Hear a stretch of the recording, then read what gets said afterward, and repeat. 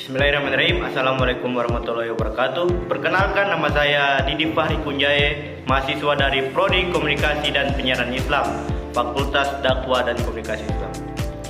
Video ini dibuat untuk memenuhi tugas ujian akhir semester mata kuliah Komunikasi Politik dengan dosen pengampu Bapak Fariza Riyadi, SIKOM MSI. Oke, di video kali ini saya akan membahas 3 tema, yaitu komunikator politik, persuasi politik, dan pencitraan politik. Oke, yang pertama, komunikator politik. Komunikator sendiri yaitu orang-orang yang menyampaikan pesan atau informasi kepada orang lain.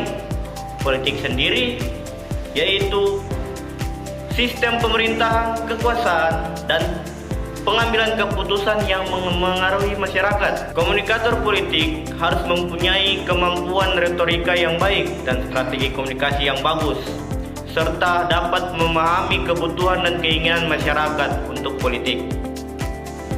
Oke, tema yang kedua yaitu persuasi politik.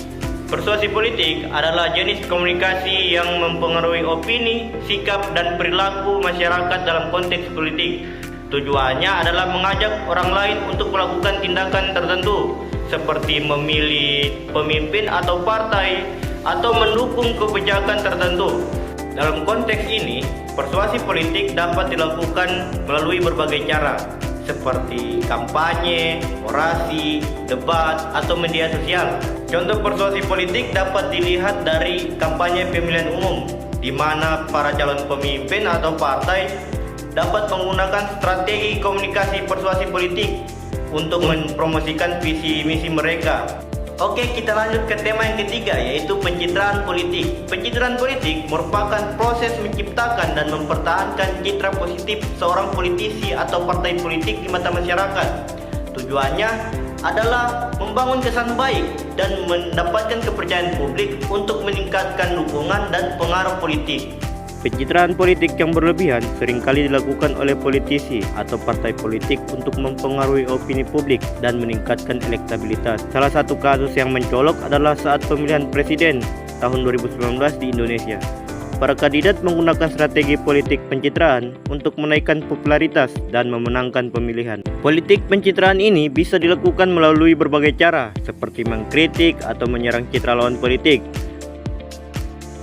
Karena itu menurut saya skornya justru di bawah 5, Mas Ganjar.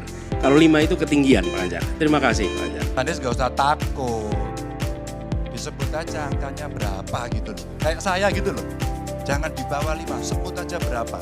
11, Mas. Dari 100.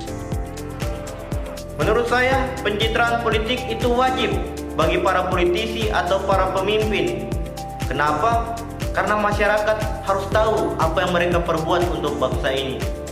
Akan tetapi, pencitraan politik itu harus diseimbangkan, tidak boleh berlebihan atau bahkan tidak ada sama sekali. Kenapa saya bilang begitu? Pencitraan politik yang berlebihan itu seperti pejabat yang main bola, atau lagi menanam padi, atau lagi jalan-jalan. Itu ketika dipublikasikan akan mendapatkan kesan yang buruk karena masyarakat nilai itu tidak penting. Yang tidak ada sama sekali seperti Wakil Presiden kemarin, Maruf Amin. Itu beliau tidak terlihat sama sekali di media sosial, sehingganya masyarakat menilai apa yang diperbuat oleh Wakil Presiden kemarin sampai tidak ada beritanya di media sosial kemarin. Sekian dari saya, video ini saya buat. Jika terdapat kekurangan saya mohon maaf. Wassalamualaikum warahmatullahi wabarakatuh.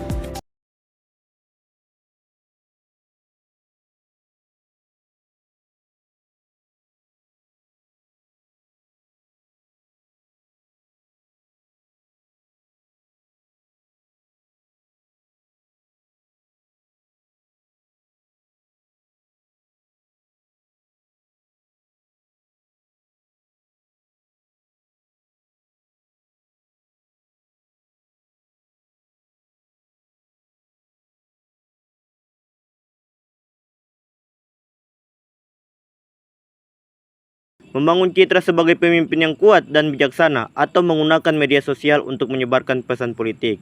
Namun, pencitraan politik yang berlebihan bisa berdampak negatif, seperti membangun ekspektasi yang tidak realistis dan menimbulkan kekecewaan di kalangan pemilih. Contoh lain dari politik pencitraan yang berlebihan adalah ketika politisi menggunakan isu-isu sensitif seperti agama atau etnis untuk membangun citra sebagai pemimpin yang peduli dengan kepentingan rakyat. Namun, hal ini bisa berdampak negatif jika tidak diimbangi dengan tindakan nyata untuk memecahkan masalah yang dihadapi oleh rakyat. Dalam beberapa kasus, politik pencitraan bisa menjadi bumerang bagi politisi yang menggunakannya.